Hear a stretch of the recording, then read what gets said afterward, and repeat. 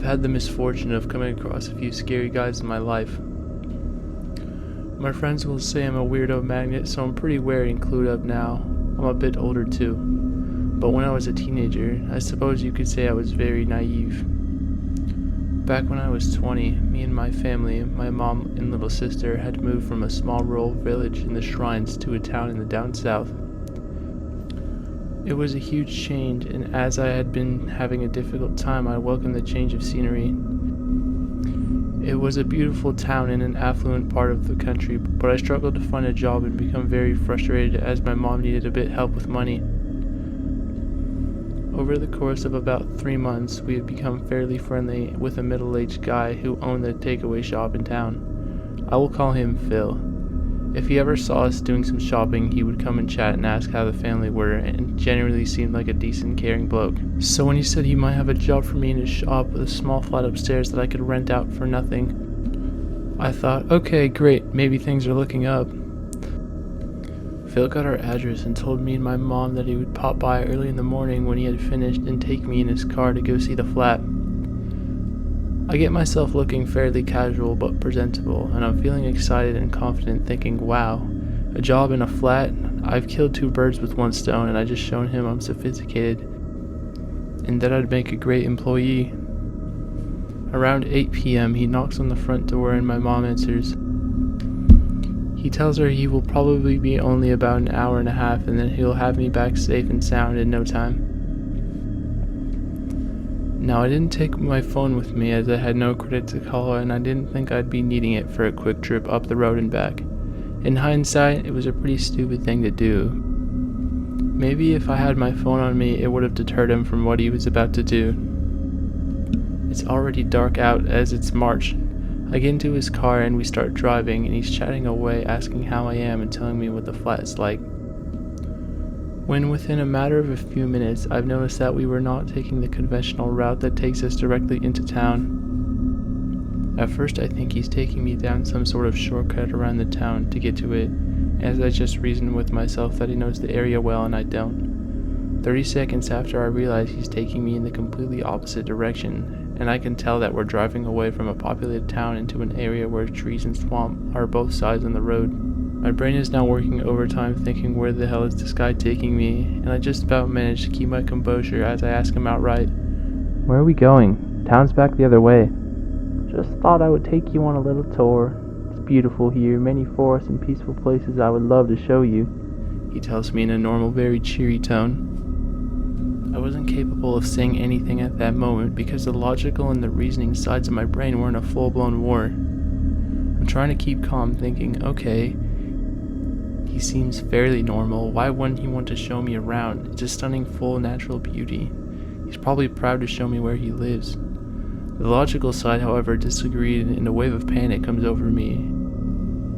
And a little voice enters my head and shouts, "No, are you stupid?" So I just sit there in the silence, taking in the scenery, which is becoming more sinister by the second, because at that moment in time, I didn't know what to think at all. I know every cell in my body is screaming at me to find a way out of the situation. I started looking for signposts, houses, any distinctive landmarks, ditches, huge trees, anything that would be able to recognize my way back if I had to bolt from his car. Phil can obviously sense I'm nervous, so is just talking away at me about what the job's like and how his staffs are friendly, and before I know it, he has slowed down to a crawl, and he has turned down a little mud rut road with the dense tree line on one side and a pitch black open fields on the other. My stomach drops, and my body contemplates power vomiting all over his car, because the reality of what was about to potentially happen hits me like a freight train.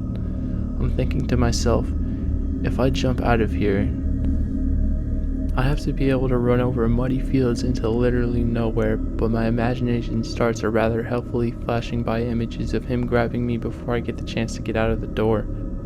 So I just sit there, buckled in the passenger seat, not saying a word. I'm just thinking to myself, if he attacks me, don't make a sound, don't give him the satisfaction of showing him that I'm scared. My brain was about as useful as a chocolate seed pod, and I was starting to get angry with myself for not doing something, but I was terrified. We come at the top of the hills on this little dirt road, and there's this tiny little car park surrounded by a woodland with one car sat in it. It was clear there were people in the car having sex, and he pulls near the car, and I realize he has brought me into a local dogging spot. He turns to me and puts his hand on my knee. We should be doing what they're doing. With a deadly serious expression on his face. I make this half-nervous, bizarre laugh, half-garbled, high-pitched whine and try to laugh at the suggestion to show that I'm not into it, and I'm super uncomfortable right now. The alarmed expression on his face at my gurgled cackle, which sounded like I've swallowed a potato whole, clearly freaks him out, and I'm mentally congratulating myself for my socially awkward and grossly unsexy reaction. It'll be fun. No one will see us. He persists. No, I don't want to. Plus, I'm kind of seeing someone right now. A lie. But he sits there just smiling at me like some sort of Cheshire cat. Like I'm going to miraculously change my mind at the sight of his weird face. Mom will be expecting me home now. I tell him after an insanely uncomfortable 30 seconds more of this as I try my damn hardest not to make eye contact. I'm sure she won't mind you out being a bit longer with me. You can trust me now. He tells me with a straight face as we sit next to the sex wagon parked next to us. I sharply pull my leg away from his grip and I tell him again. Mom is waiting for me and she will start panicking if I'm not home in the next few minutes. Take me home. I look him straight in the face and he knows I'm not messing around. Okay, that's fine. I'll take you back now. Without another word, he drives me out of that creepy, seedy place and back home.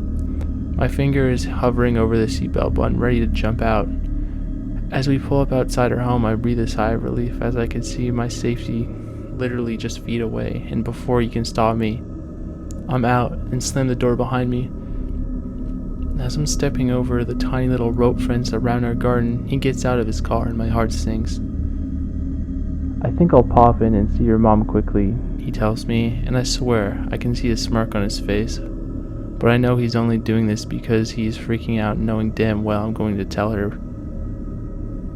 He was trying to delay the inevitable or scare me into keeping my mouth shut, but before I can try to talk him out of it, my mom has hurried up and pulled open the door.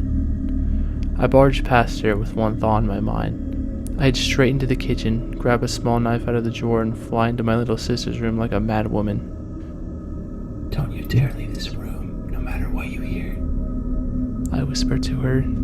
Seeing the knife I'm stuffing up my sleeve, she just looks at me with panic in her eyes and whispers back, Okay. I walk back into the living room, and the cheeky twat is sat on one of the sofas, sprawled out as comfortable as like he's in his own home. I see red, I swear to God, it felt like I'm the Hulk. I'm ready for this guy. I awkwardly perch myself on the armed sofa Mom is sitting on, the absolute furthest away from him as I can manage, as he just sits there making small talk with my mom about how she's finding the area. Are the neighbors friendly at all? While he's keeping his beady little weasel eyes on my every move. Why don't you come sit next to me over here? He passed on the sofa cushion next to him. No, I'm alright, thanks. I tell him as I'm fidgeting with my sleeve, trying to stop the little knife from falling out in front of him. Why are you sat over there? Come here, honestly, I won't bite. He laughs and pats the seat next to him. No, I'm quite comfortable here. Thank you very much. This time, though, I gritted my teeth. My mom, bless her, looking at each of us, stirring back and forth like a tennis match, and I can see something is registering in her eyes. She can see my behavior is all off. I'm weirdly perched on the sofa arm, so I'm half stood up, half stood down, and I'm fiddling about with my sleeve. I'm twitchy as hell and staring at my mom in the face intensely, mentally trying to speak to her through the power of telepathy alone. I must have looked like a nutcase. Getting late now, so I think you should go. She finally speaks. Mom is starting to look anxious now, as she had finally twigged that something was about to happen. Phil gets up and agrees and mumbles something about having to check something at his shop. When he walks by me and is nearly out of the room, when he pauses to turn to me and puts his hand to shake mine, I'm thinking to myself, what a weird thing to do. I take the opportunity to kindly offer him my hand that had the knife in, taking it with a bit more force than polite, as he soon yanked his grubby mitt out of mine when the tip of the blade had jabbed him. He looked down and saw the blade, then looked at me. I looked at him with such disgust. Phil hightailed it out of our home so fast without another word. A prick for a prick. I told my mom everything and she was fuming. We did discuss going to the police, but there wasn't really any crime committed on his part, aside from being a major creep. Sadly, when I mentioned the couple of girls my age who lived down our street, they clammed up and shot each other a strange look. I guess he'd probably done this type of thing before. We moved away from the area after that, so I'm glad to report never having to see his smug face ever again. So, Kabat Phil, let's not meet.